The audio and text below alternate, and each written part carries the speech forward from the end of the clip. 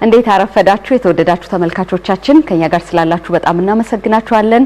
ፋና ቀለማት የረፍት ቀናችሁ ማረፊያ ነው። ዛሬ እንግዲህ ሰሞኑን እንደምናደርገው ሁሌም ከእንግዳ ጋር ቆይታ አደርጋለሁ።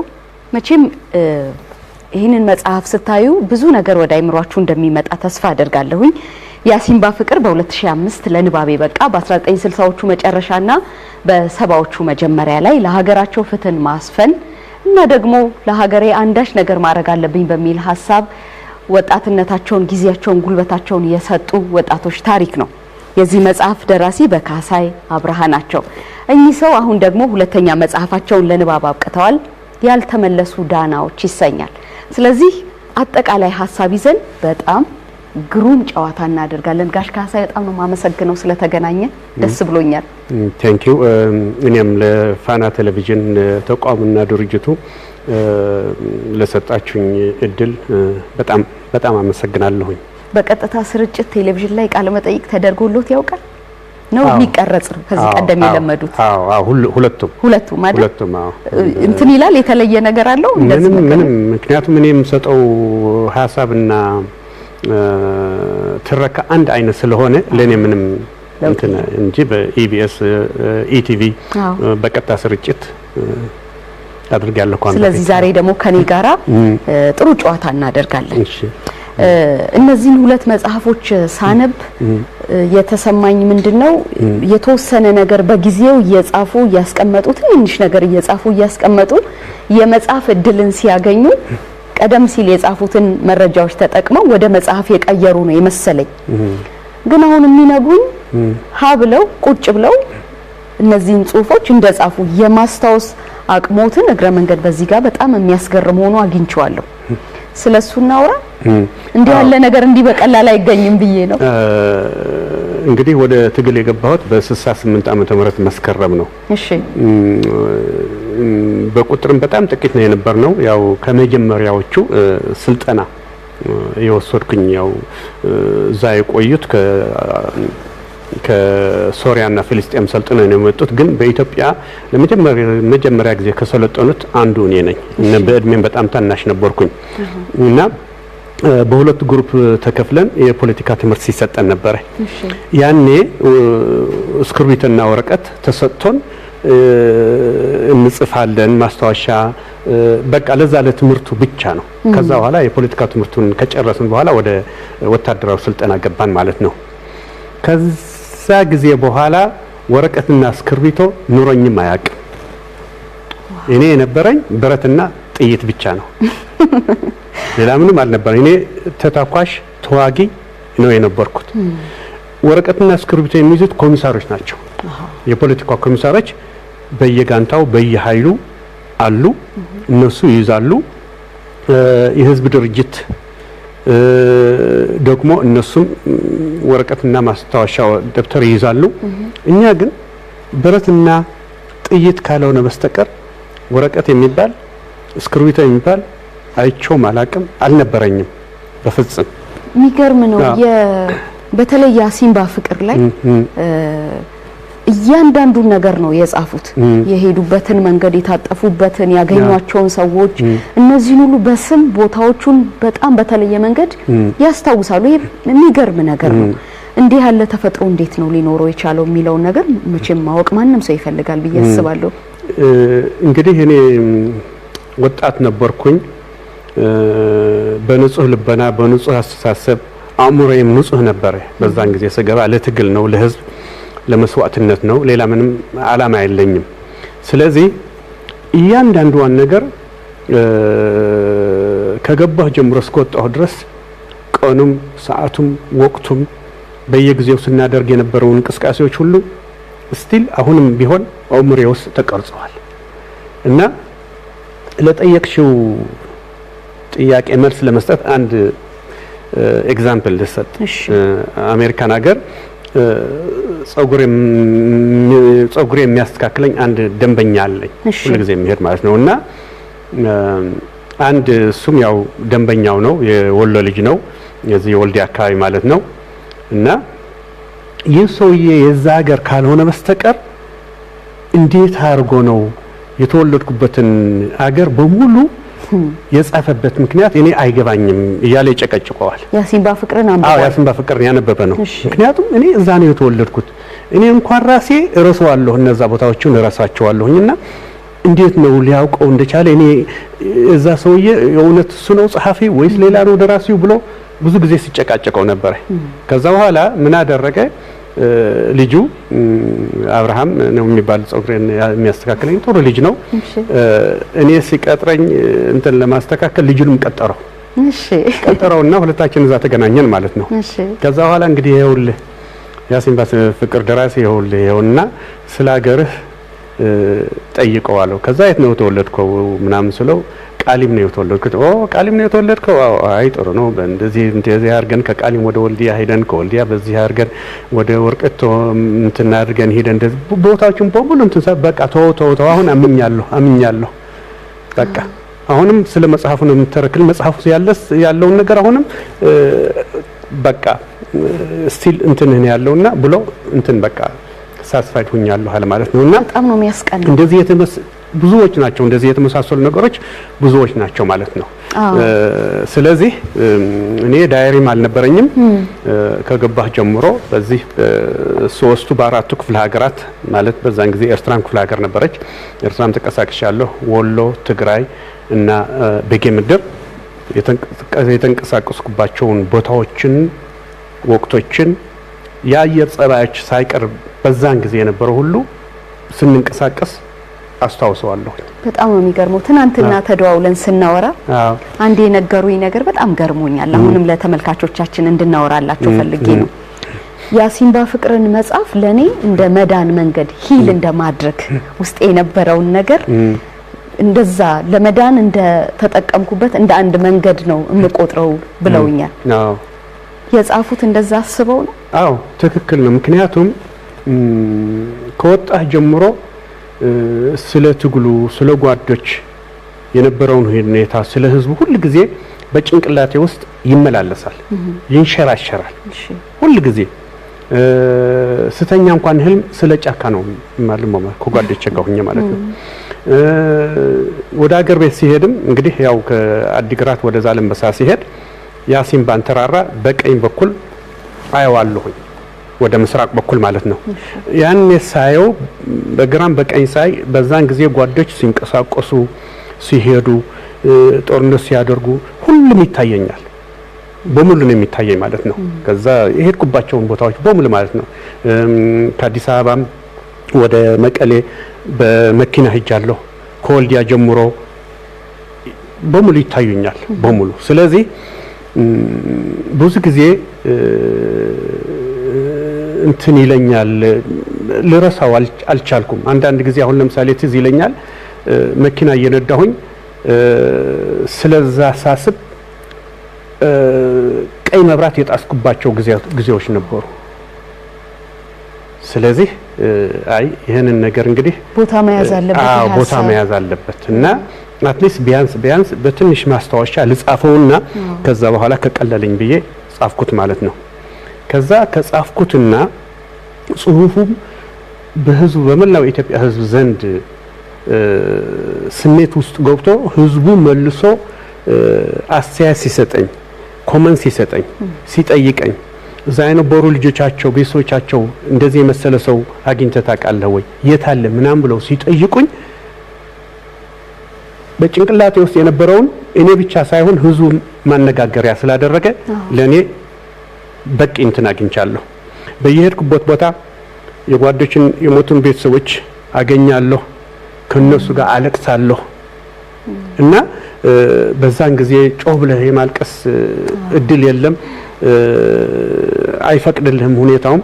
ከቤተሰቦቻቸው ጋር ሁኜ ሳለቅስ ግን ደስ ይለኛል፣ ይወጣል። አዎ ሂሊንግ ነው፣ በጣም ሂሊንግ ነው። አሁን ለምሳሌ ጸጋዬ ገርመቴን ደፍተራው ቤተሰቦቹ ደብረ ዘይት ናቸው ያሉት።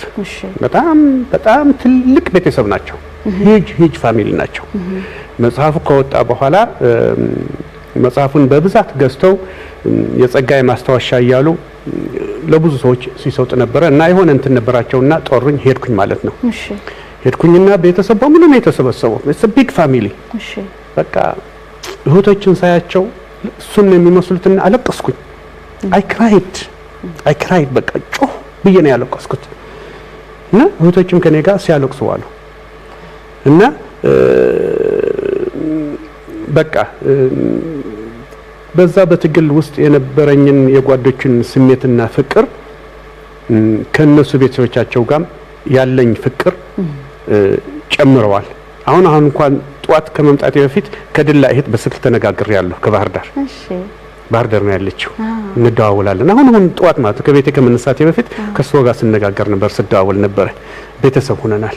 ከወንድሞቼ ሳይቀር ትደዋወላለች። ወንድሞቼ ሁሉ ይደውሉላታል።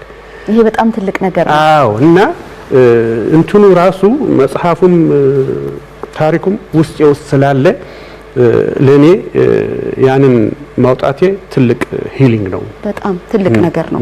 ይሄ ባለፈው ሳምንት ለንባብ የበቃ ደግሞ አዲሱ መጽሐፍ ነው ያልተመለሱ ዳናዎች።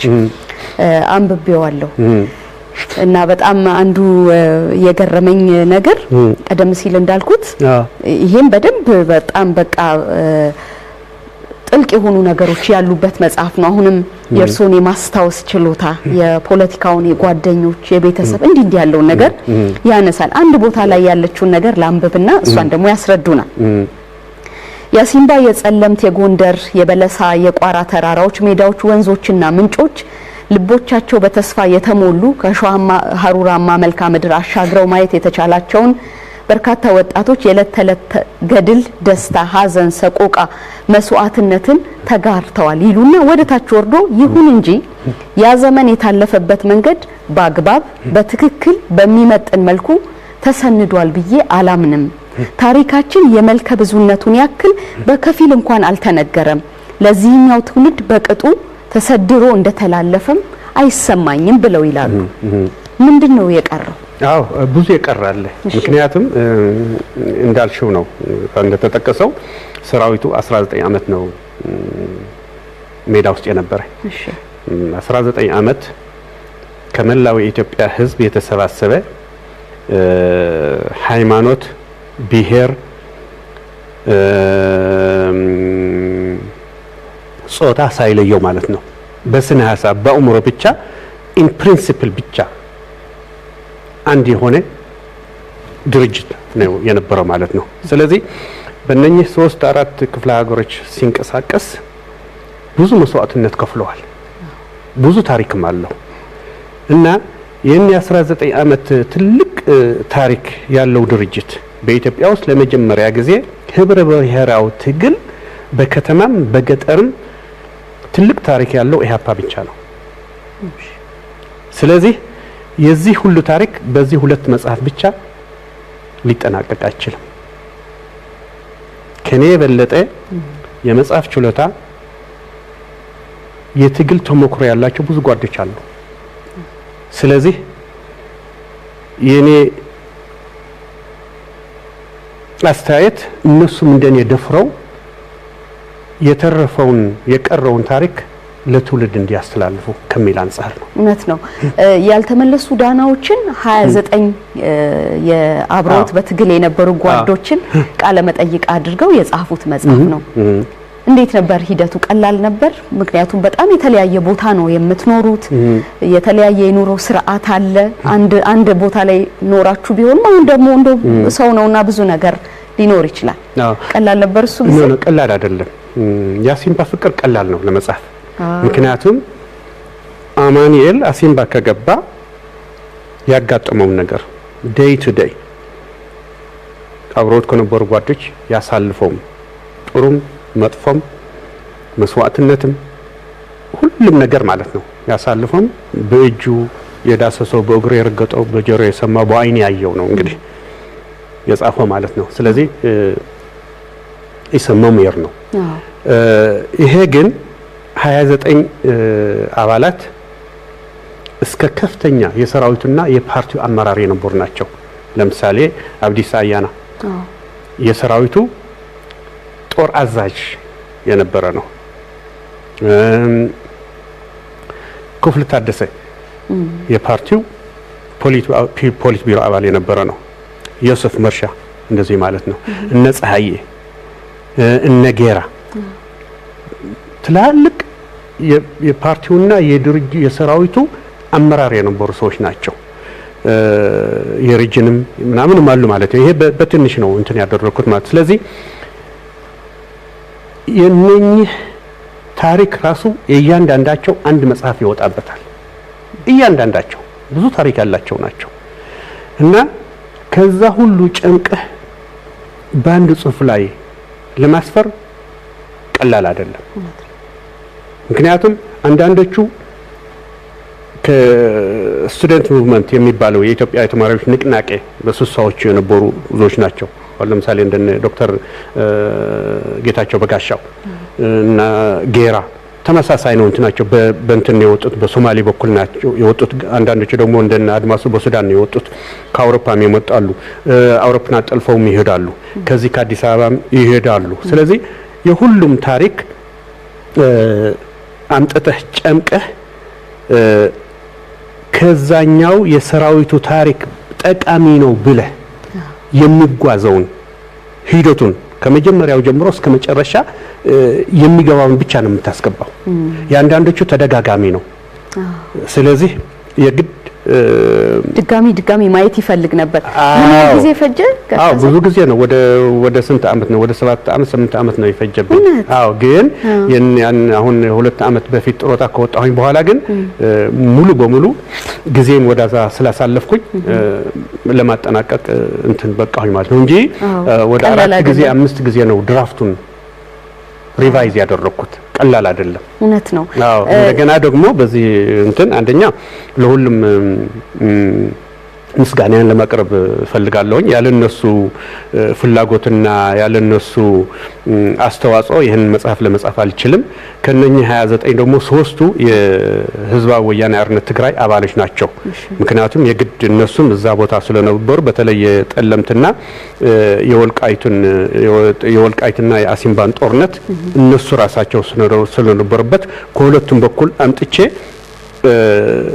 እንትን ለማድረግ ነው የፈለኩት። ምክንያቱም የነሱም ታሪክ ስላለበት ማለት ነው። እና በዚህ አጋጣሚ እነሱን ለማመስገን ፈልጋለሁ። ለመጀመሪያ ጊዜ ነው እንደዚህ የተደረገው እንጂ በሌላ መጽሐፍት ሁለቱም ቃለ መጠየቅ የተሳተፉበት የለም እስካሁን ድረስ። የነሱ ፈቃደኝነትም ነው ያልተመለሱ ዳናዎችን አይደለም ለንባብ እንዲበቃ ያደረገው። የሁለቱም መጽሐፍ ላይ ጥሩ የመጽሐፍ ክህሎት እንዳለው ታይቻለሁ። ከዚህ ቀደም ደግሞ ከጡረታ በፊት በነበረ ህይወቶ ፋርማሲስት ነው። እንደዚህ አይነት የጽሁፍ ችሎታን እንዴት ነው ያሳደጉት? ምክንያቱም ብዙ ጊዜ ለማህበራዊ ሳይንስ ቀረብ ያሉ ሰዎች ናቸው እንዲህ ያለ ነገር የሚቀርቡት። አዎ ግን እሱ እኔ የስነ ጽሁፍ ሰው አይደለሁም፣ ስነ ጽሁፍም አልተማርኩም። የሳይንስ ተማሪ ነኝ። ግን አሁን ለምሳሌ የአሲምባ ፍቅር ስጽፍ መስሪያ ቤት ሆኜም እጽፍ ነበር። አንዳንድ ጊዜ በተለይ እሁድ ሲሆን በወር አንድ እሁድ እሰራለሁኝ። ማናጀር ነበርኩኝ ለ25 አመት እና ከዛ በጣም ቀዝቃዛ ስለሆነ ሰራተኞችም አሉኝና ብዙ ጊዜ በመጽሐፍ አሳልፈዋለሁኝ ያኔ እና ሰራተኞች ሳይቀር ያስታውሱኛል። ስጽፍ በትዝታ ነው፣ በጣም በትካዜ ነው የምጽፈው እና ለምንድን ነው እንደዚህ እየተከዝክ ይሄን ጽሁፍ የምትጽፈው ምናምን ሲሉኝ ነበር። ምክንያቱም ተመስጬ ነው የምጽፈው። አንዳንድ ጊዜ ደግሞ አሁን ለምሳሌ የውቅሮውን ስጽፍ ስለ ድል ላይ ስጽፍ ከአቅሜ በላይ ሆኖ ኢሞሽናል ሆነና እንባዬ ከአይኖቹ ድብድብ ብሎ ወረቀት ላይ እንትን ሲንጠባጠው ብቻ ነው የማያቸው እና እሱን ለማድረግ አይኖቹም ለማድረግ እረፍት የምወስድበት እንትን ነበረ ማለት ነው። ስለዚህ እና ቀላል አይደለም። ቀላል በጣም ቀላል አይደለም። ምክንያቱም እነዛ አብሮኝ የነበሩ ጓዶች መስዋዕትነት ያለው በመስዋዕትነት የተለየዋቸው ጓዶች በጀግንነትም በአእምሮም በስነ ምግባርም በጣም ዲሲፕሊን እንዲሆኑ ጓዶች ናቸው፣ የማይተኩ ጓዶች ናቸውና ስለነሱ እኔ ስጽፍ በጣም ነበር የሚከብደኝ። ራሳቸው በህይወት ቢኖር ኖሮ ከኔ የበለጠ አድርገው ይጽፉት ነበር። ግን ደግሞ ትልቅ ነገር ነው የርሶም ኖሮ ይሄንን ለጽሁፍ ማብቃት። ደግሞ እስቲ ወደዚህኛው እንመለስ። ጡረታ ህይወት እንዴት ነው? ጡረታ እንደወጡ ነግረውኛል። አሜሪካን ሀገር ነው የሚኖሩት፣ ወደ ኢትዮጵያም እየተመላለሱ እንደዚህ ነው ህይወትን እያደረጉ። እንዴት ነው የጡረታ ጊዜ? ጡረታ በጣም ለኔ አሁን ተስማምቶኛል። አንደኛ መጽሐፌንም ጨረስኩ፣ ሁለተኛ መጽሐፍ። ሁለተኛ ለመጀመሪያ ጊዜ ኢትዮጵያ 6 ወር ተቀምጫለሁ ጡረታ ስለወጣሁኝ። ካሁን በፊት ግን ጡረታ ከመውጣቴ በፊት ግን ያቺ እረፍት አንድ አመት ብቻ ነበር፣ አንድ ወር ብቻ ነበር መጣው ማለት ነው። አሁን ግን ጊዜ ያለኝ አገሬንም ከህዝቤም ተራ ሰው ሁኜ ደስ ብሎኝ ንፋሱም ሁሉም ነገር እንትን ሳደርገው በጣም ደስ ይለኛል። ምክንያቱም 45 አመት ነው አሜሪካን ሀገር የተቀመጥኩት። 45 አመት በ80 ዓመተ ምህረት ነው የገባሁት። አሁን 25 ነው ያለው። ስለዚህ አሁን ደመኛ ኢትዮጵያ ሁኜ ከህዝቡ ጋር የሚበላውን እየበላሁ የሚጠጣውን እየጠጣሁ ሁኔታውን እያየሁ በእግር እየተጓዝኩኝ በጣም ደስ ብሎኛል። ሶስተኛ መጽሐፍ ይሰጡናል? ፕሮሚስ ለማድረግ አልችልም፣ ግን ብዙ ሰዎች እንደሚሉኝ አንድ ሰው መጽሐፍ ከለመደ አያቆምም ይላሉ። ስለዚህ እንግዲህ ትንሽ አንድ 6 ወር አረፍ ካልኩኝ በኋላ ምን እንደሚመጣ አይታወቅም። እውነት ነው። በዚህ ሁሉ የህይወት መስመር ማለፎ ለህይወት ያለውን አመለካከት ቀይሯል? ለሰው ያለውትን አመለካከት ቀይሯል? በጣም። ወዴት ነው የቀየረው? ምን መሰለሽ፣ ህይወት ቀላል ትመስላለች፣ ግን ቀላል አይደለችም። ለአንዳንዱ ጊዜ ትሰጣለች፣ ለአንዳንዱ ደግሞ ጊዜ ሳትሰጥ ባጭሩ ትቀጫለች። ስለዚህ ባለ ጊዜ በህይወት ባለህበት ጊዜ በዘመንህ ጊዜ ለሁሉም ነገር ተጠቀምበት። ስትጠቀምበትም ለበጎ ተጠቀምበት። ለጥሩ በቃ ለሰው ልጅ ርህራሄ መስጠት ጥሩ ነው። ለሰው ልጅ በጎ ማድረግ ጥሩ ነው። ለህይወት ያለህን ክብር የበለጠ እንዲሆን ቢሆን ጥሩ ነው የምለው። ምክንያቱም የሰው ልጅ በህይወት ከቆየ ብዙ ነገሮችን ለመስራት ይችላል ማለት ነው። በእኛ ጊዜ ለህይወት የምንሰጠው ክብር ያን ያህል አልነበረም። ብንሞትም ነገም ብንሞት ከነገ ወዲያም ብንሞት ያው ለመሞት ብለን ስለወጣን ምንም አይሰማንም። ምክንያቱም የያዝካት ብረት ወይም በዛ ብረት ሰው ትገድላለህ፣ ወይም ደግሞ ሰው እንደዛ አይነት ብረት ይዞም ይገድልሃል። አይቼዋለሁኝ ማለት ነው። እና አሁን እኔ የሆነ ነገር ያለፈው ጊዜም ተናግሬያለሁ። አሜሪካን ሀገር ማለት ነው ዘ ዴይሊ ቢስት የሚል መጋዚን ኢንተርቪው አድርገው ነበርና ዳና ብራይሰል ትባላለች ጋዜጠኛዋ፣ በጣም ደንበኛ ጋዜጠኛ እና ምን ብላ ጠየቀችኝ፣ አሁንስ በፖለቲካ ልዩነት በመስመር ልዩነት ብለህ ብረት ይዘው ወደ ጫካ ትገባለህ ወይ ብላ ጠየቀች። ትልቅ ጥያቄ ነው። አይ አንቺ ሞኛችሁኝ አልኳት። አሁን አላደርገውም አልኳት። I will never do that። የመስመር ልዩነት ቢኖረኝም በሰለጠነ በዲሞክራሲ በጠረጴዛ ለመፍታት ካልሆነ በስተቀር ካሁን በኋላ በብረት የሚፈታ ቅራኔ የለም ብዬ መልስ ሰጠኋት። እሱም ያው ዶክመንትድ ኦንላይን ታይታላችሁ የተጻፈውን ጽሁፍ ማለት ነው። ስለዚህ ከዛ ብዙ መከራና ችግር ወጥተህ ጊዜ ሰጥተህ ሐሳብህን ለመስጠት ለመካፈል እድል ስታገኝ እድሜም ብስለት ይሰጣል እኮ። ሰው እኮ ከእድሜ በኋላ ይበስላል፣ ከችግርም በኋላም ይበስላል እኮ። እንደውም እሱ ነው የሚያበስለው በደንብ። በጣም ነው ደስ የሚለው። ካሳይ አብርሃ ብስራት ከዚህ ቀደም በ2005 አሲምባ ፍቅርን፣ አሁን ደግሞ ባለፈው ሳምንት ያልተመለሱ ዳናዎች የኢትዮጵያ ሕዝባዊ አብዮታዊ ሰራዊት ትዝታና ኩርባዎች የተሰኙ 2 መጽሐፎችን የሰጡ ደራሲ ናቸው። ዛሬ በፋና ቀለማት እንግዲህ ያለፈውን ነገር በጣም ባጭር ደቂቃ ወደዚህ ወዲያ እያልን አወራን። በጣም ደስ ብሎኛል። በጣም አመሰግኖታለሁ። ስለ ትህትናው ስለ ክብሩ ከልቤ ነው አመሰግነው። እኔም በዚህ አጋጣሚ ለተሰጠኝ እድል በጣም አመሰግናለሁ። እንዲሁም ለመላው ኢትዮጵያ ሕዝብ የአሲምባ ፍቅር በደንብ ተነቧል። አራተኛ እትም ወጥቷል። በአራት ቋንቋዎችም ተጽፏል። ይሄ መጽሐፍም ያልተመለሱ ዳናዎችም እንደዚሁ እንደሚነበብ ባለሙሉ ተስፋ ነኝና አመሰግናለሁ። በጣም ነው የምናመሰግነው። ለሶስተኛ መጽሐፍ እናፍቃለሁ። እድሜ ጤና ይስጦት። እስቲ እንግዲህ አይደለም አብረን እናያለን። የተወደዳችሁ ተመልካቾቻችን ከፋና ቀለማት ጋር ስላላችሁ በጣም እናመሰግናችኋለን። የእረፍት ቀን ነው፣ የሰላም ቀን ነው። ፈገግ ያለ ቀን እንዲሆንላችሁ እንመኛለን።